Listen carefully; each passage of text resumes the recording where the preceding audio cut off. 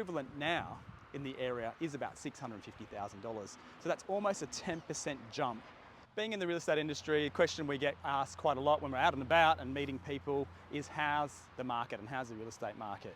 Now, most people who ask the question recognise that it is an extremely great time to be a seller and prices are at record highs, and you'll see suburb records in pretty much every single suburb that's out there.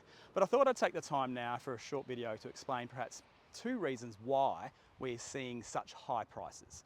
And it's got to do with the immigration numbers coming into Perth, as well as our housing for brand new properties or our construction industry.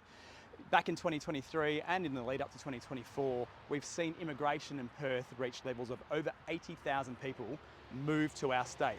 So that's a combination of interstate as well as overseas people coming. Now, regardless of the reason why they're coming, is it for the mining industry, is it for something else, that is a hell of a lot of people to come into our market when you consider that the construction industry around us has been failing. We're seeing builders who have been around for decades and decades collapse and not be able to fulfill new starts or complete homes. And you only have to drive through the suburbs to see properties that have sort of been sitting there not finished for years on end now. So we just haven't been able to simply keep up with the immigration numbers versus the housing completion numbers. And it doesn't matter in the private sector or whether that's in the government sector with their investment in new construction, there's just not enough going on at the moment to compete with that.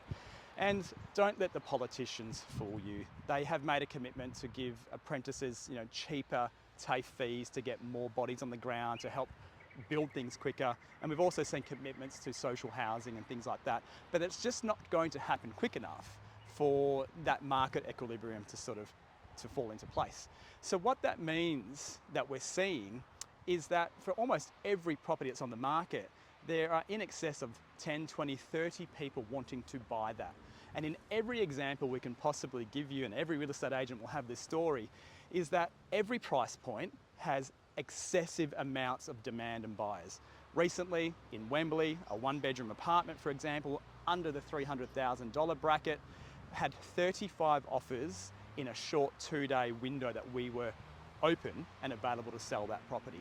So that's 35 people trying to buy one property.